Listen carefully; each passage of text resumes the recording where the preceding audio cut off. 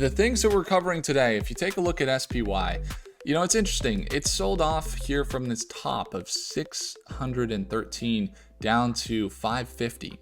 And it started to recover a little bit. You see, if you go to let's go to the 4 hour, it's a little more traditional. I mean, it broke well below that 200-day moving average. It's starting to recover a little bit. Down to the 1 hour, it looks like it's trying to break above that 200-day moving average, and it's just struggling. It now is below the EMA and the SMA, and RSI now looking more like a buy, but who knows? Maybe this continues down more. This is the thing that's driving some of this scarcity. You got the tariffs. That's going to play a huge role.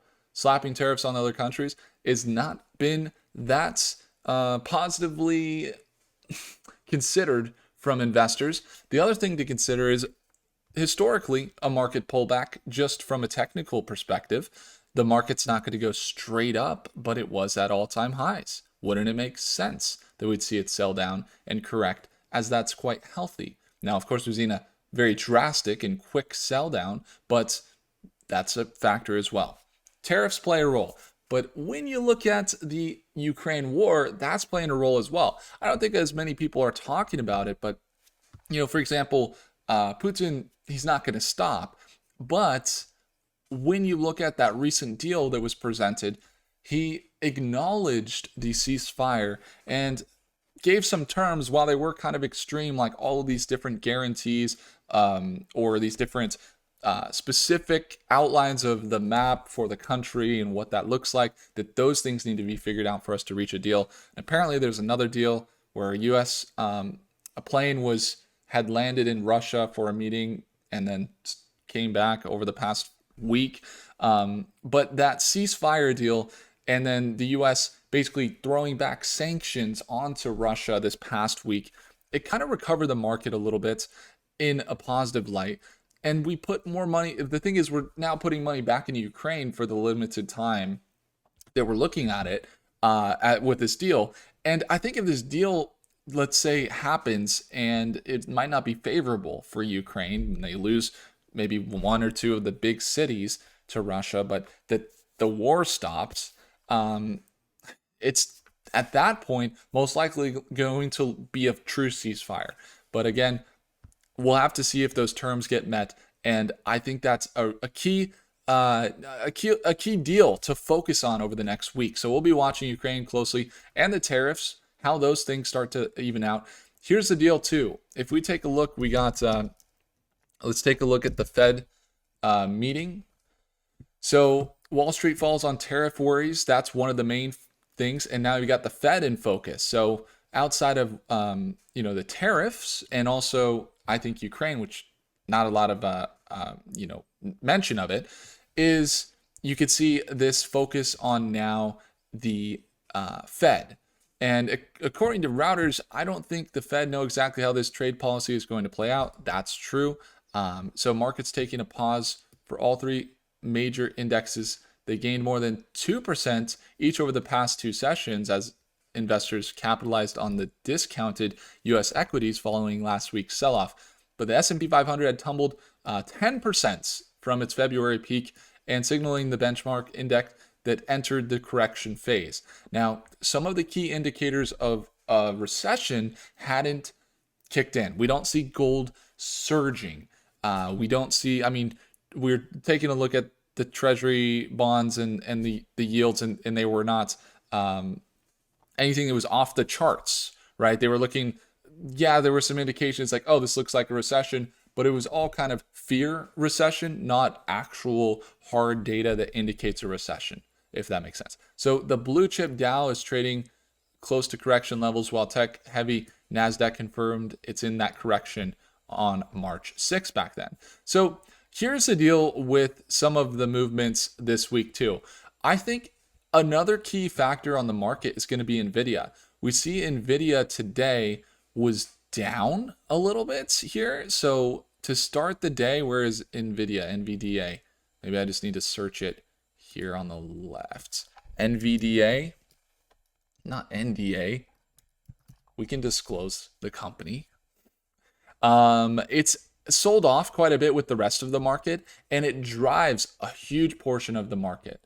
And, you know, we don't necessarily have to see all stocks to go up to make money. I mean, we're trading CTM today, which is doing really good. And then we are trading Rigetti, quantum computing stock, which is doing quite well today as well. I mean, our portfolio is up 5% so far today, but there are key stocks that are going to pull the whole market. And Nvidia is one of those stocks. They have the GTC conference today and throughout this week where they're releasing a lot of new tech and going to be having workshops, and different companies are giving out their announcements, different breakthroughs. They're also going to be having some AI announcements around what developments Nvidia is seeing. Nvidia is the biggest company in the world, and the tech that they have is starting to progress exponentially. And some of the companies that are there are like the quantum computing companies, like D-Wave, or you got Microsoft, but they got quantum computing focus. There's Rigetti, IONQ, and Quantinium, as well as there's one AWS, the quantum technologies from AWS. So with Nvidia having this big event this week, if they have some really good sentiment around infrastructure for the, let's say, tech of the US, that could be a really good driver of the market. As far as, let's say, blue collar stocks or things like that, oil started the day up today, I believe. So for some of the day, yeah, it started. Chevron was up, Shell was up, oil was doing good, and we saw U.S. oil pumping more oil this past few months inside the U.S. Just because of the new tariffs that are on oil and on other countries, that the U.S. is looking to ramp up production of their own petroleum. And so now we see this as a factor that maybe that part of the market is going to go up. That could maybe carry or hold some of the S&P 500 in light of more U.S. production and more revenues for those U.S. companies. So I think there's going to be some balance out. But at the same time, when we look at the growth of the S&P getting kind of wiped out over the past month or so, you're going to look at the Fed and say, are they going to continually cut interest rates? Or are they going to hold off like they said back in December? It was back in mid-December, it was right here, basically, that the Fed said, yeah, we're not going to have as many interest rates this year. And look at what happened. It was just struggling to hit the 200-day moving average, and boom, it sold off big. The S&P 500, as a result of that announcement that they were going to have less interest rate cuts in 2025, it sold off about 5% just in about a day. So you have those types of corrections from the Fed, and it can go up just as quickly as it can go down as well. So we'll see what they have for the upcoming Fed meetings. And if there's a rate cut, that would turn things around pretty quickly. I mean, more investor sentiment.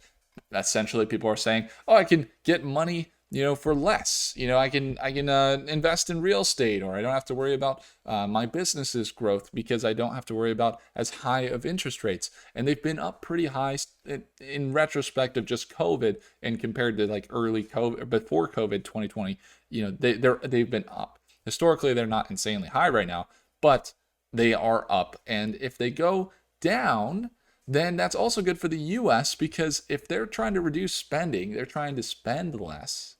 And you see that as a focus, and not necessarily in defense companies or military companies, not necessarily in AI. I mean, we see $500 billion from Stargate and another $200 billion over here.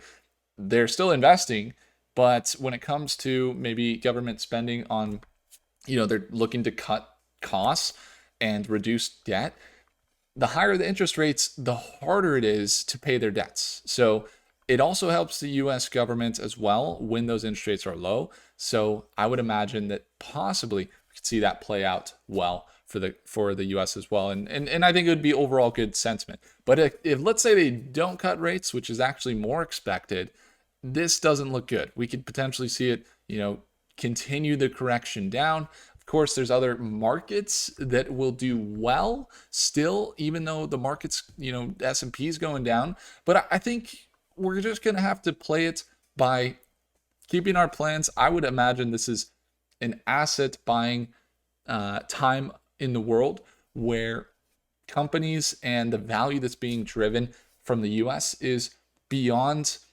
any other time in history. Maybe there's some crazy developments in the industrial age and also working through 1950s, 1970s, and 80s. But I think we're keeping momentum as an economy as far as the data looks. It's looking better quarter over quarter, but it's not looking too good year over year from COVID. We're not seeing any like big recovery as much as we thought we'd see. But the tech companies are still in the position to capitalize. That's why Nvidia, I think, is going to carry the market depending on how this week goes. But overall, you just got to look at the markets. If you're in a position where you're wondering about what to invest in, how you should invest, what is the risk associated in the markets today, whether it's real estate or it's stocks, realize that one of the best things that you could do is buy assets. Holding cash is one thing, but if you're able to, let's say that there's an inflationary period or there's a time when asset prices soar as a result of more value being created and investor sentiment rising, those assets, if you're only holding cash and those assets rise, that could be a tough spot to be in. We've seen it happen. And I would encourage everybody to, I would imagine we're going to see more of a melt up. Inflation is still going to be there, and the markets look like something that potentially you could see some sales right now. And some people are saying buy the dip or that this could go further. I would say that there's a lot of potential to own assets when the prices get lower, and that can overall in the long term put you in a better position to have more financial security and be more aligned with your goals, if that's what your goals are with money. Whatever your goals may be, maybe you're a shorter and you love to see it go down. I would never short the S&P. I have before, so I can't say that, but I can just say it usually doesn't work out in most cases. Thank you guys so much for watching. If I earned your thumbs up, hit that like button. If you want to watch me trade live tomorrow at Market Open, we go live every day at Market Open, 6:30 a.m. Pacific Standard Time. It's that second link in the description to join Stockmate. Would love to have you guys there in our session tomorrow, and do consider subscribing. I'll see you guys in the next video. Take care.